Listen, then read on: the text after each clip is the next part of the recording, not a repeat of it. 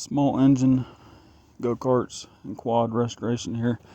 I bought this manco go-kart. There's the engine that came off of it. But these people, when I bought it, it had a pair of vice grips attached to it right here. There's an engine plate on it, and they put an engine plate on the engine there. I'm going to show you guys the most redneck thing. They had one bolt holding on with the vice grips in the back, one little tiny weld about that long, like a kindergarten welded it. The engine plate here is bent. They had a clamp around this.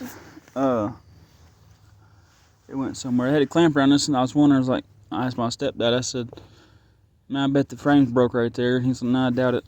Well, I just took the engine off, took the clamp off, and as you can see, it's broke. And then they had this sitting in there as a spacer. Bolts I had to cut off with these little long spacer things in here. I had to cut them off, and I ground that little weld out. I need to hit that down, hit this up. I can use this original engine plate. But then I was looking in the axle, they got another one down here. The zip tie and the clamp there. And you can kind of tell this, you can kind of tell right there that the sprocket is worn out, or there ain't no key or something. This is the most jankiest go-kart I ever bought in my life. Paid $180 for it. He wanted $250 for it, but it was a manco dingo. I always wanted one. But there's that problem. And then only one tire spins for some reason. This one does not spin. There's a keyway. It looks like it's either been bent, rode hard, or it looks like they kind of grinded that keyway in themselves. I'm not sure. Then they got the axles, or the sprocket supposed to go on this side. Here's the guard for it. They got it over here. Let me show you the engine. Look at this thing. Look at this setup. Okay. There's the engine plate that they got on the engine. That was clamped to that engine plate. Look, tell me if you ever seen a brake pad, a brake shoe as a spacer. Now tell me that ain't some redneck fucked up shit. Yeah, 2 bolts there, and these, there they are. There's little spacer things. They had them in the back. As you can tell, there's no bolts in the back. They had them clamped on there. And these bolts here, one of them was bolted to the frame. So they had an engine plate on top of engine plate, spacers on top of spacers, with a nut as a spacer, and a fucking brake pad. And it kind of, yeah, it's old. I couldn't get this thing to start up. I'm putting this on another go-kart, and I'm doing that streaker.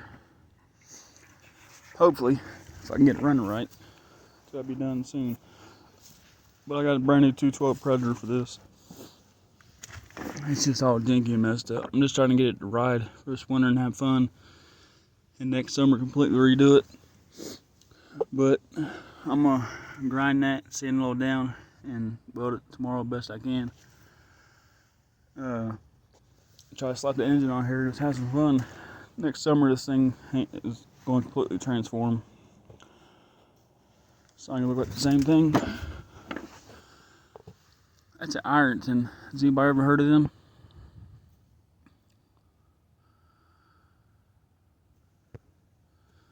I don't know if it's a good engine, I don't know if it's gonna run or not, but I gotta put it on that blue and white go-kart that's under there. Here's my little horde. I got a 420 Predator for that quad frame.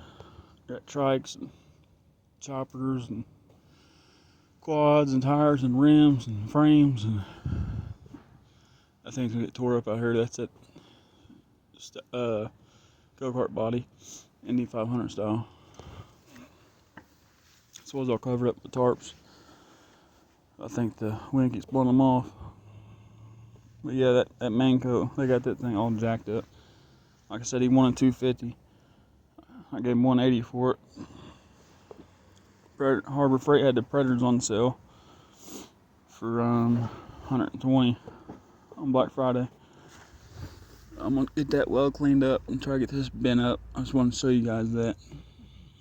This is gonna be on my new channel probably. Small engine restoration. Or everything small engine. I'm not sure yet. God bless. Have a good day.